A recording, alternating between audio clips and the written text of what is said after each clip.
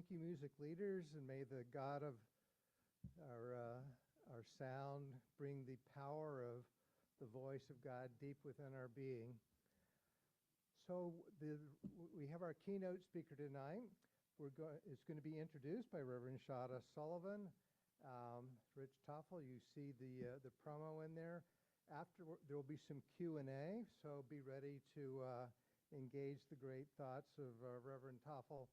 And then there will be a reception afterwards. Feel free to mingle, look at the display tables and whatnot. But for now, let's get to the exciting event of the evening, our keynote speech, and Reverend Shada Sullivan will introduce.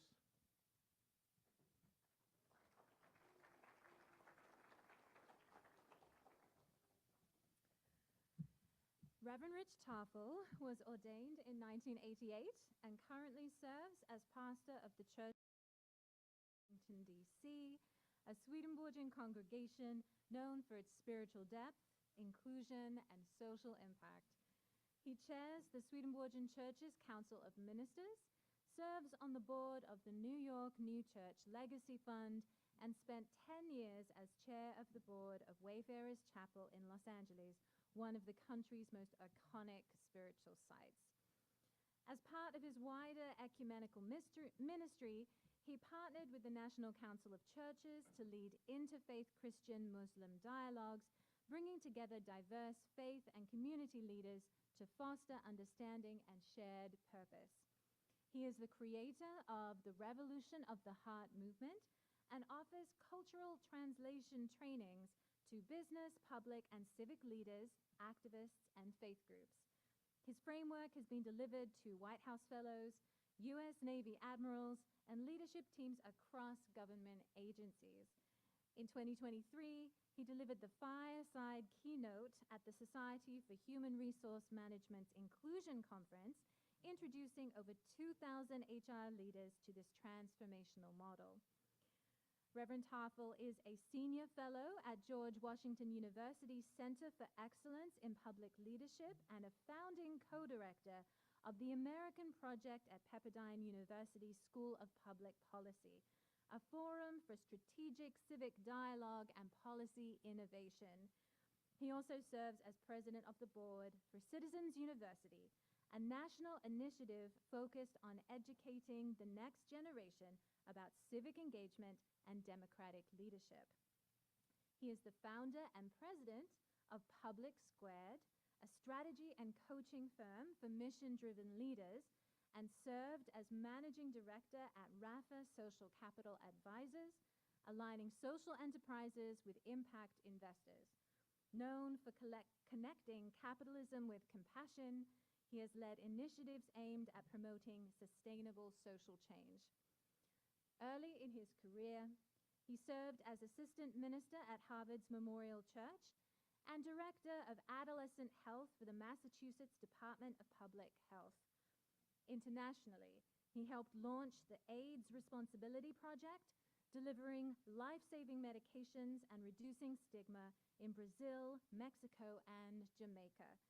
He later became Chief Strategy Officer for the Workplace Wellness Council of Mexico and co-founded Consejo Sano, a telehealth platform serving Spanish-speaking communities. Reverend Tafel played a vital role during the AIDS crisis, advocating for public policy change, testifying before Congress, and representing faith-driven LGBTQ+ equality on national media platforms. He also helped launch Michigan's first statewide social entrepreneurship competition and guided strategy for key public-private initiatives. Among his proudest accomplishments are his early advocacy for AIDS awareness, leadership in LGBTQ+ rights, and ongoing work bringing bridging societal divides through compassion, inclusion, and spiritual insight.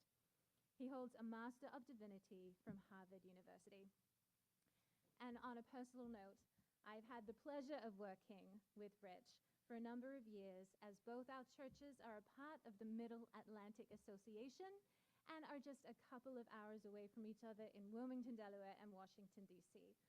We also happen to share a name. Our churches have exactly the same name, which sometimes causes some confusion, but it always reminds me that I have a sister church very nearby and a colleague who cares deeply about our mutual work. Rich always makes me excited to be a pastor and to do the work of spirituality, faith, and just gives me hope that there is a positive path forward for church, for community, and for the work we do on the ground. So I'm thrilled to introduce to you Reverend Rich Tafel.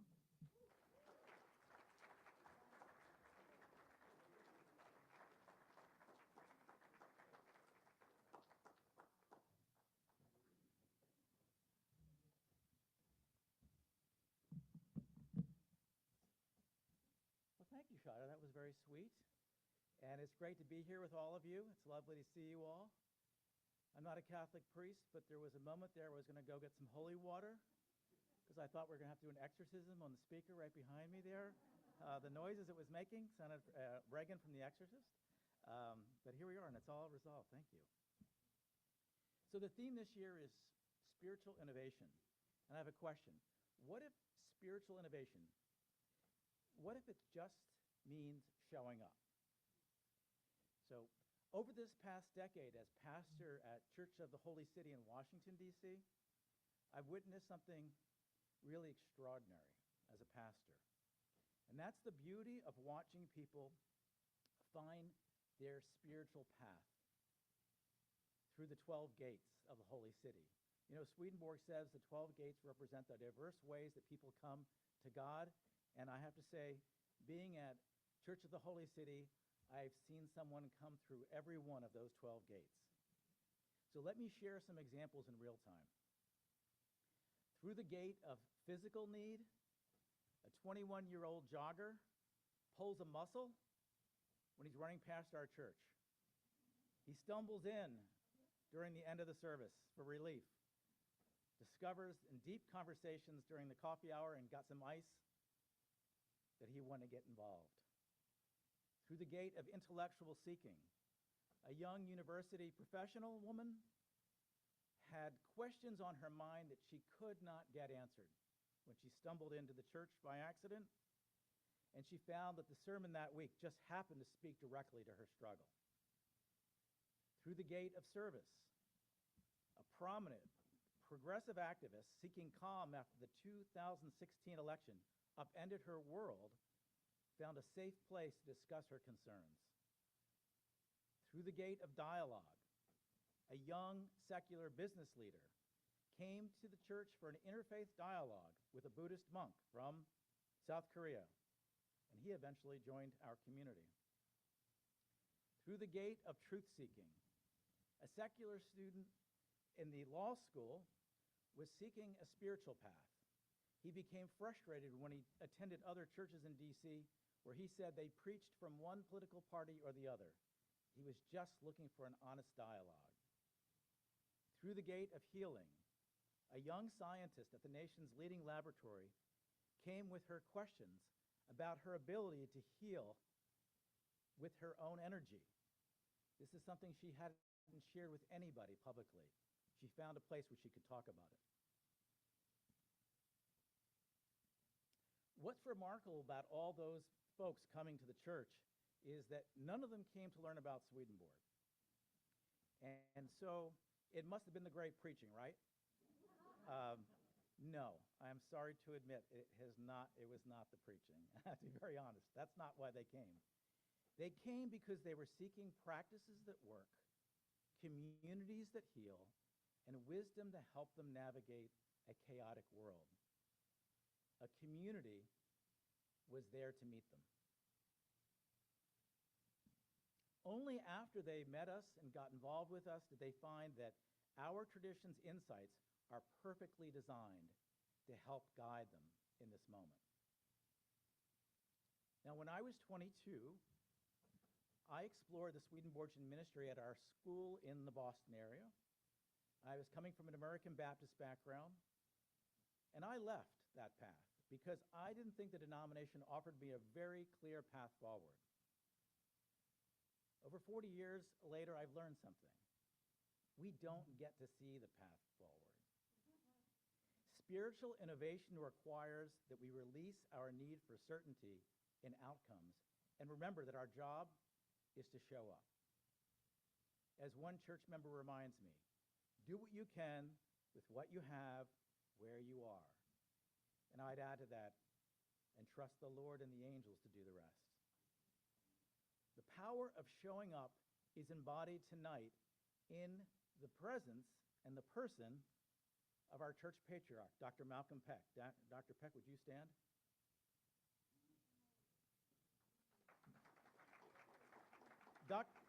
Dr. Peck joined our community 40 years ago and continues to serve as our historian, our vice president, and someone that anybody on the church board can turn to for advice. Malcolm demonstrates what showing up looks like over the decades. Our tradition is uniquely situated to be helpful and offer guidance in this chaotic age.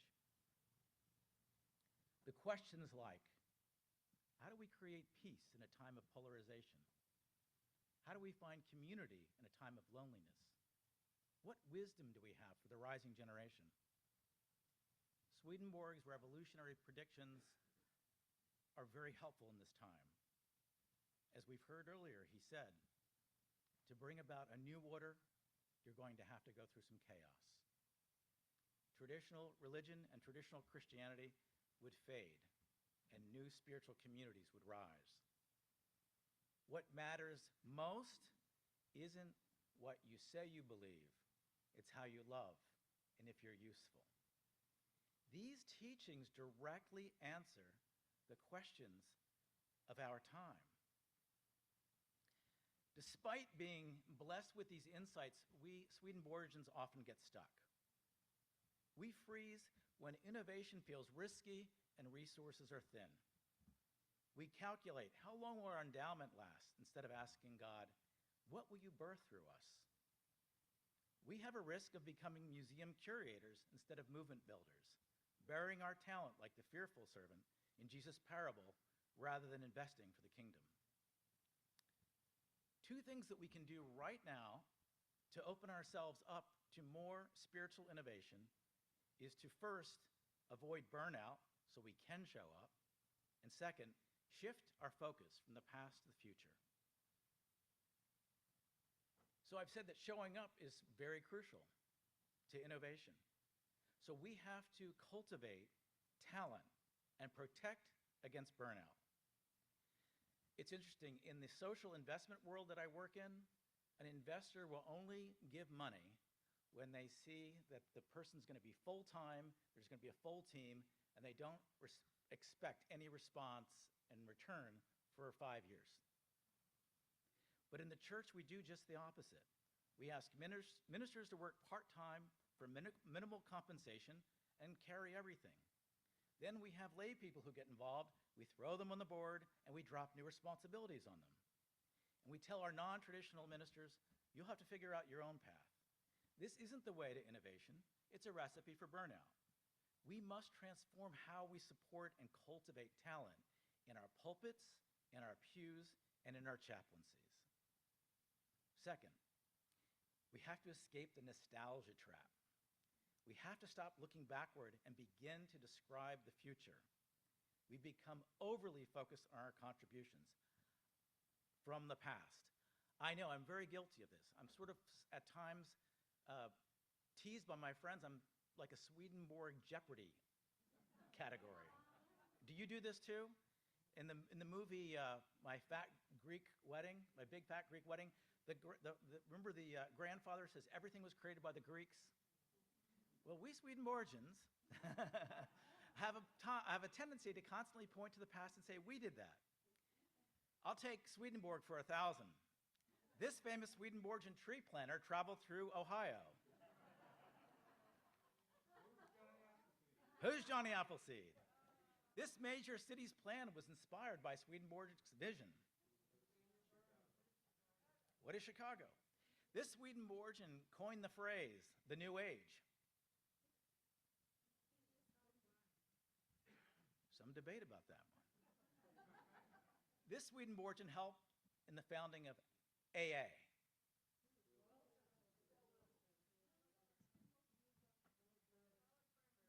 Lois. So we've accomplished great things, and that's wonderful. But the world doesn't need us to talk about what we did. It needs to talk about what we're doing now. We don't need to convince people that Swedenborgians were instrumental in creating AA. We need to be creating the need for whatever is the new AA of today. So the question isn't, do we have something to offer? We do.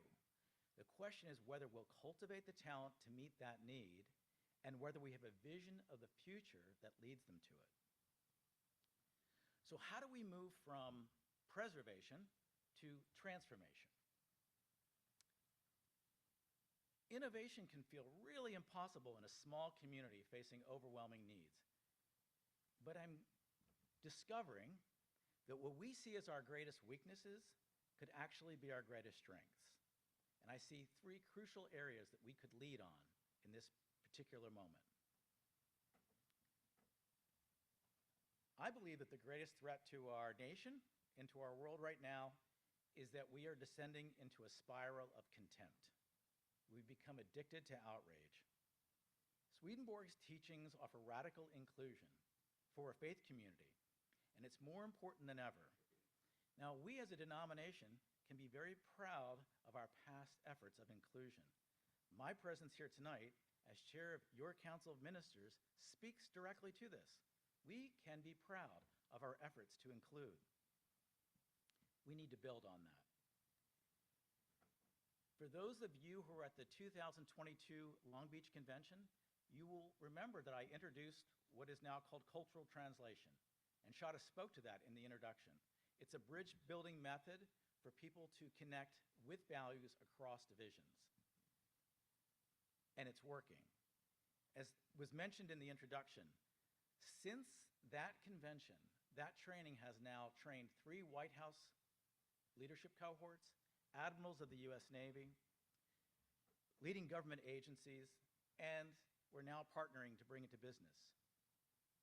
As one political leader told me, the training was a blessing for me at work, but personally it helped me build back a bridge to my brother I haven't spoken to in years. This idea, this concept was introduced at our convention. It's been cultivated by our congregation, and it was piloted with many Swedenborgians all over the country, many sitting in this room. So thank you for your support. That's our inclusive theology lived out. We're at a point now where we can begin rolling this out through our denomination network.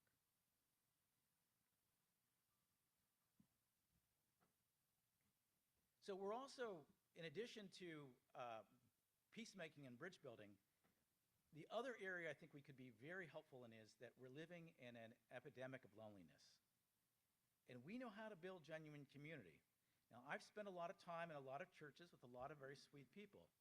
And I've got to tell you, not to flatter you, but there's a certain kindness in the people in this denomination.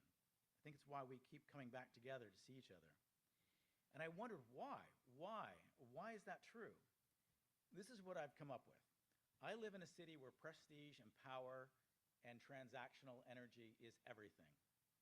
And what I realized about our tradition is that being Swedenborgian, there's no status. There's no career advancement. If money, prestige, or earthly power is your goal, then look elsewhere. Those who choose this path, we do it because we're seeking to be useful. What the world might see and what we might see as our weakness, being small, being unknown, is actually a superpower. We're not protecting institutional power. We're free to focus on transformation. And we can use the insights to innovate and form new communities. Perfect example is the work that's been done at the Garden Church in California.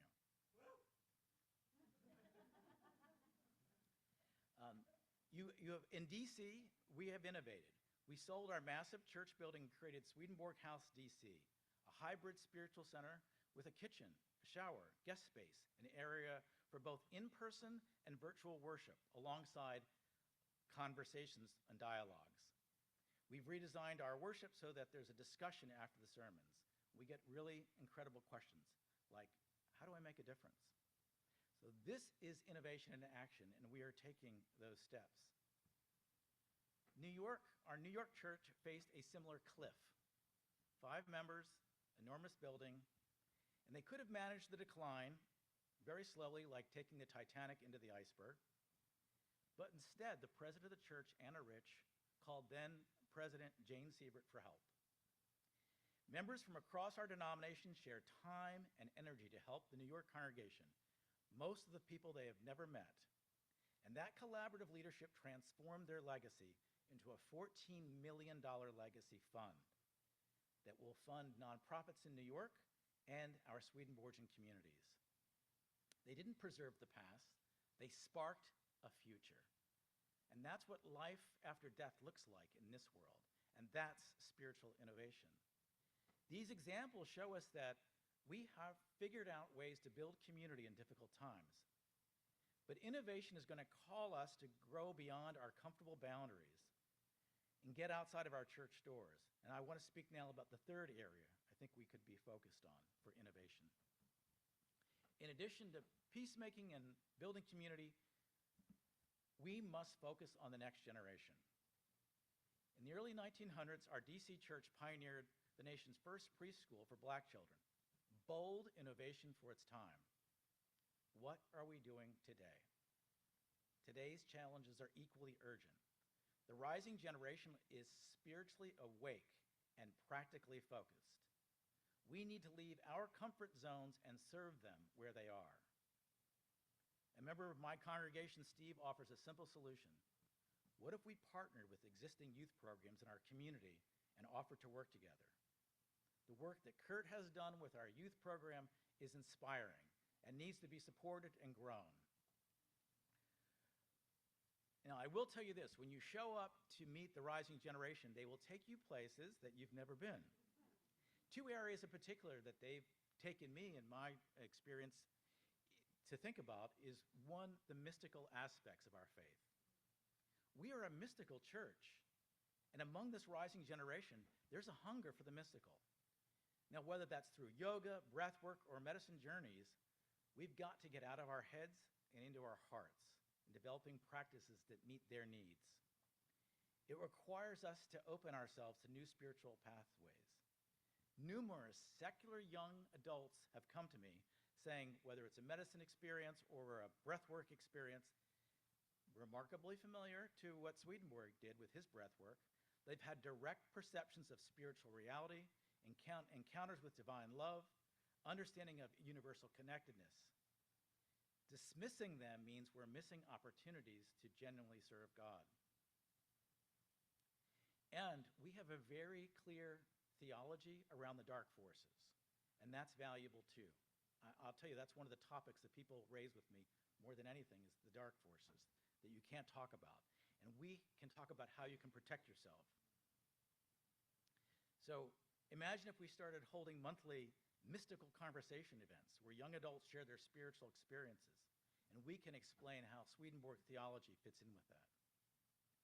The second critical area that the young people will be wrestling with their generation, and we have something to say, is the rise of the age of artificial intelligence.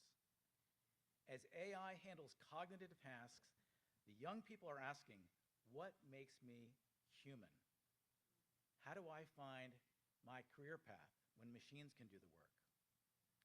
10 years ago, I was working on a project at Google, and they brought me into a meeting to discuss AI, which I didn't understand really, and they couldn't find anybody who had a religious background to comment. So they had these questions for the only religious guy they knew, sort of like finding a blacksmith.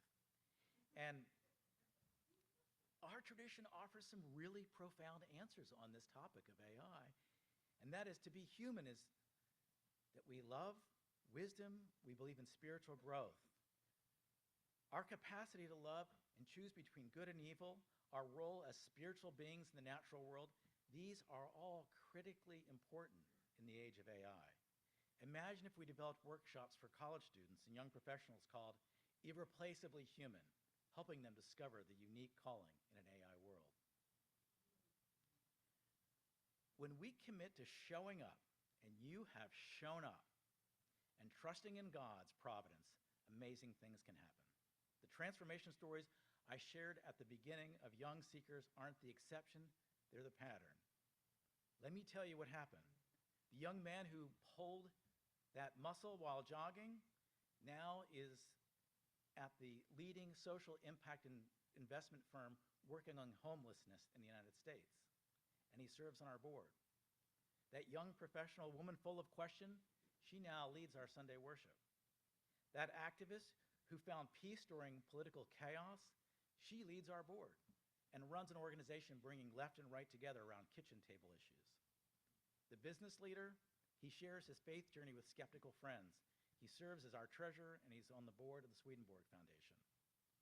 The energy healer recognizes she's not alone, and she's now writing academic papers bridging science, healing energy, and Swedenborg. The law student is building a legal career around bridge building, and he's become our youngest board member. None of these innovations would have ever worked just by writing a strategic plan. Spiritual innovation, my friends, happens when we show up. We have to meet people where they are and ask God, work through us. When we get discouraged, we must remind ourselves we don't get to see where it ends up. But when we can articulate our vision and ask God to work through us as instruments of his peace, amazing things can happen. The New Jerusalem isn't a place we wait for. It's descending to the degree that all of us will co-create it. Transforming the world will require us to transform ourselves, and small actions each of us can take. To be better peacemakers, we have to release the contempt we feel for those who vote differently. To build community, we must offer spaces where the minority voices are heard. To meet the rising generation, we must choose curiosity over judgment when they share their paths. We're not superior because we're Swedenborgian. We're just blessed. And to whom much is given, much is expected. Much is expected of us, specifically to become instruments of God's peace in a divided world, to create communities where authentic transformation happens, to mentor a generation hungry for meaning beyond materialism. Swedenborg didn't build a church. He carried a torch and lit the darkness and offered insight. That torch has been passed down from generation to generation to each of us here tonight to illuminate faith's mysteries. We cannot hide that light under a basket. We must let it shine before others. They may see our good works and glorify our Father in heaven. Through some strange grace, you are here tonight, asking God how to be useful. In this very moment, the torch is in our hands. We have the opportunity to light pathways toward healing, to illuminate spaces where the lonely find community, and to kindle hope in the hearts of those who've grown cynical about faith. The world hungers for what we carry: practical mysticism, healing community, and the radical truth that love is stronger than contempt. Those young seekers I've met represent millions approaching the gates of the holy city right now. They're not looking for an institution to join. They're looking for a community that heals and mentors without judgment. The New Jerusalem isn't behind us, it's ahead of us. It's waiting to be born if we have the courage to show up. The seekers are already at the gates. The world is waiting. The only question for us gathered at this convention is, what will we light? Amen. Thank you.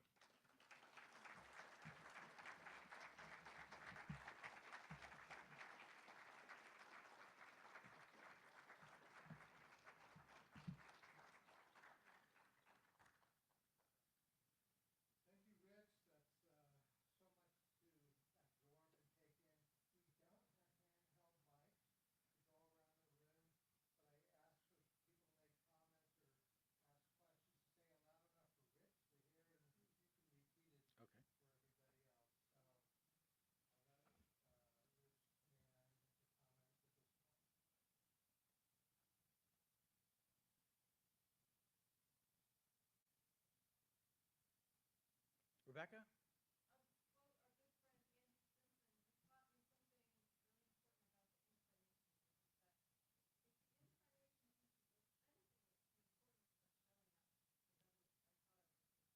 Beautiful. For those who may not have heard it, she was quoting Andy Simpson, who said, if the incarnation doesn't prove anything, it proves the importance of showing up. Susanna?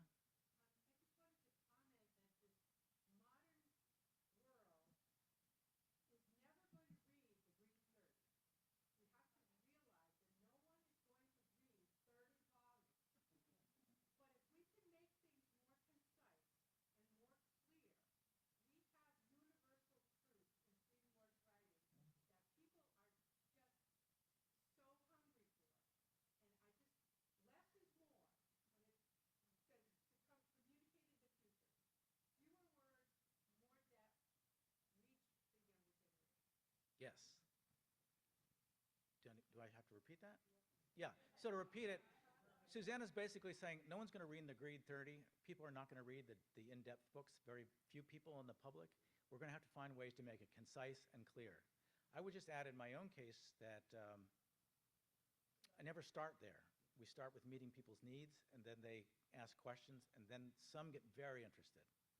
And now some of them are reading Swedenborg's books, and some will never read it, but they are getting their needs met different ways. So that's why the 12 gates, I think, is so important. Everybody's different. Herb?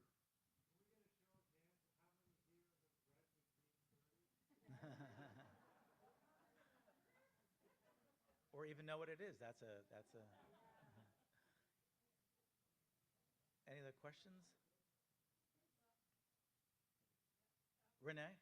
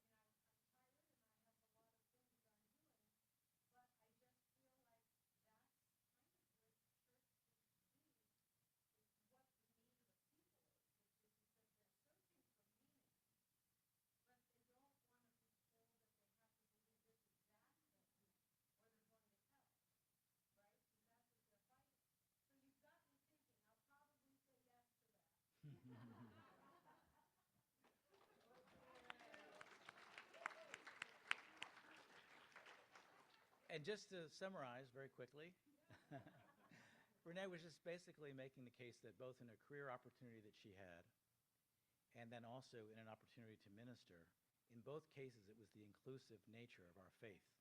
All faith paths are valuable, and there's this life isn't everything, but it's not so much fitting into our rubric as meeting you where you are. In both cases, she's meeting people where they are, so they can hear the message. Thank you, Renee. Yes.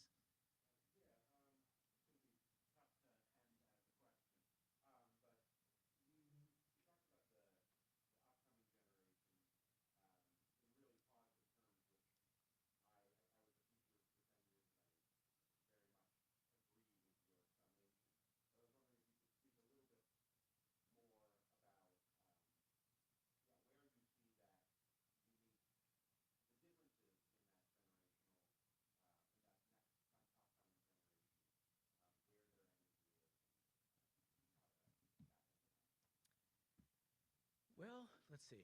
Where do I see the next generation's energy and where we can tap into it? For one thing, they have a reputation for being kind of eye roll or being very cynical. Okay, that's not my experience. And I also do weddings for young couples. I just did my niece's wedding last week. And so you really get intimately involved and you talk to them. And they're not nihilistic. They're not talking about, oh, everything's, whatever. That's kind of a thing. They're actually looking for meaning and purpose. And just a quick example, the young man I mentioned who's in law school raised nothing. One of his biggest coming out experiences was coming out to his parents to say he was going to church. And they were like, why? Because it had skipped generations. And so he's telling them, and then he says to me, I never mentioned this, he said, I want to be baptized.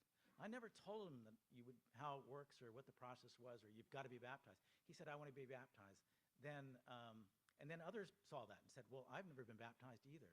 Can I get baptized? So we have a whole bunch of people who, as adults, have the beauty in some ways of not having the burden of Christianity that happened a generation ago. To them, they're open, and if they find someone who's saying, actually, Jesus is about love and inclusion and caring and compassion, and can you be a better person? They're all in. But they're very much also, in a postmodern way, looking to their truth is their truth. And they're not looking for anybody to say, this is the truth. That's a big difference. So my truth and my journey and my experience is valid. And your journey and your experience is valid. So that's another big difference. And then I think the only other thing is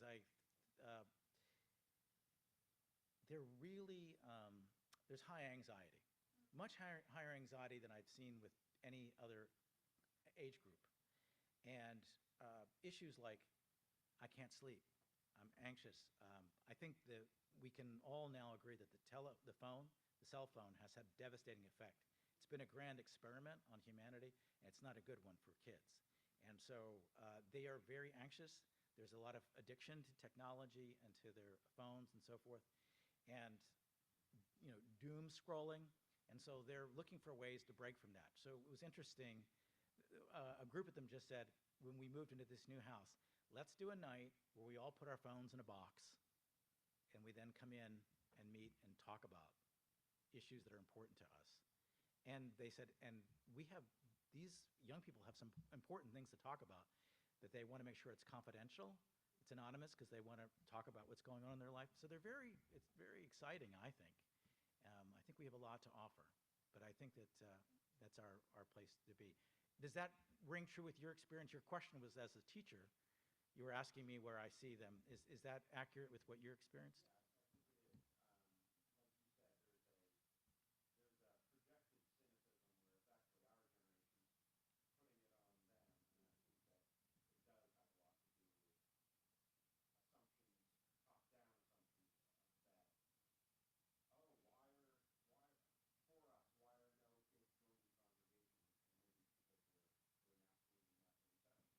Right.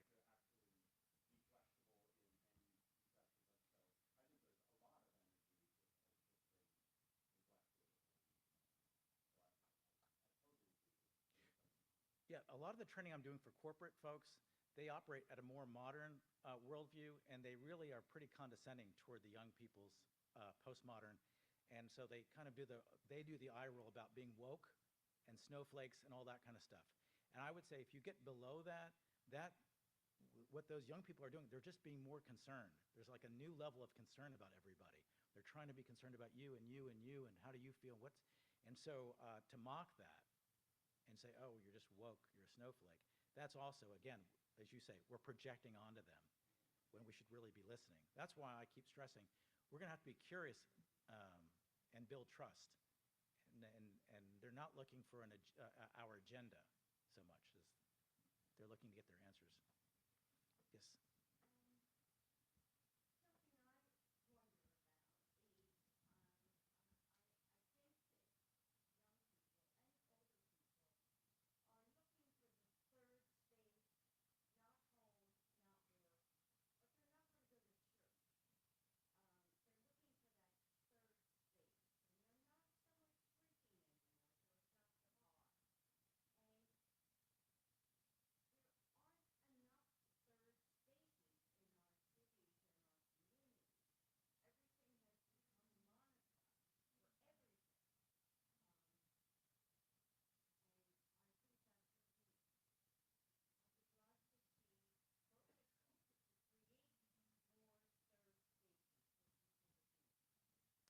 That's a great point. I can tell you, you're right on the money in my experience, at least in DC. For years, we had this huge church.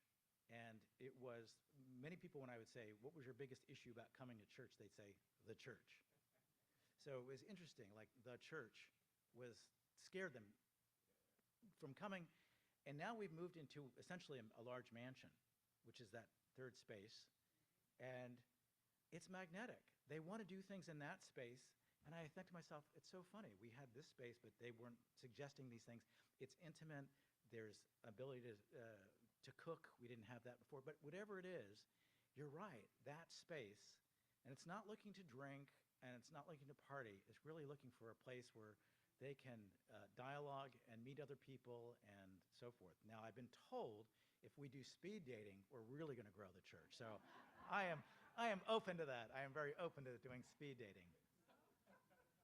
But you're right about that third space. I am really surprised. We're not even finished furnishing it or fixing it, and it's become magnetic in a way that the other space was just not. So that's interesting. Any other questions, comments? Sir?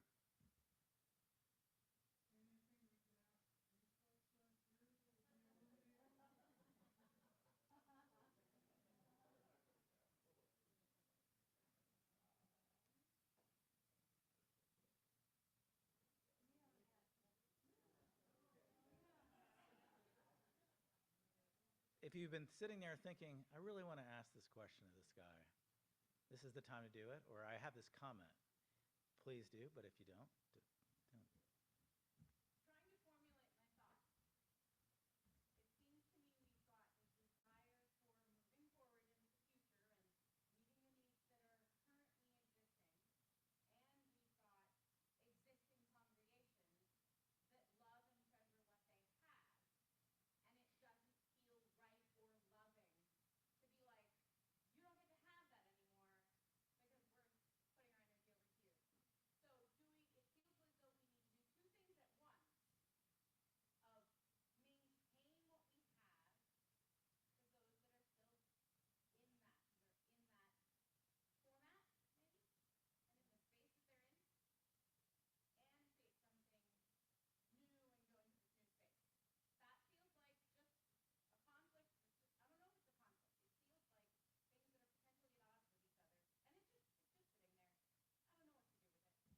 What can address it? When I took over Church of the Holy City, I had an older congregation.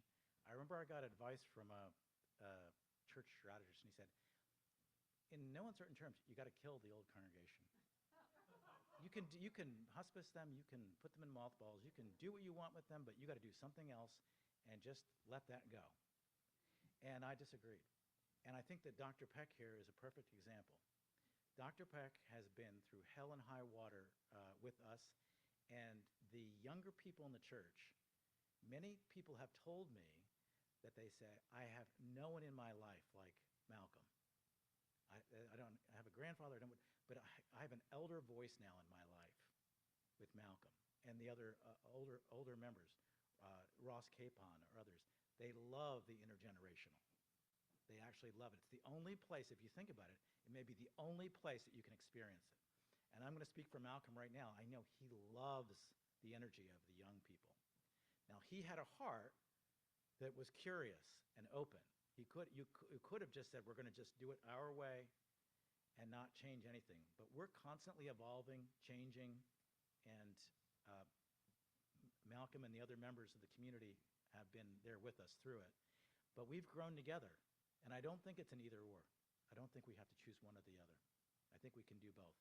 I mean, if you have a community that is completely not interested in working with young people, not interested at all in maybe a different service or anything, everything has to stay the same, as we know churches are famous for, you're going to probably have a problem, okay? But I think that if it's brought to I would say the members of the church when I came, one of their desperate goals was grow this or bring people in.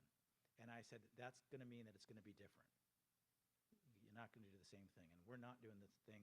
We had a King James service order and, professional music and so forth. It's a very different service now. So it's evolved, and we are constantly saying to people, what would you like? What would you like? How could we improve this? How could we improve it? But everybody's engaged. Everybody can see it. So I don't think it's an either or.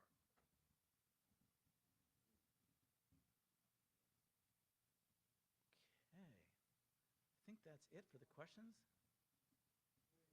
No, I think everybody's.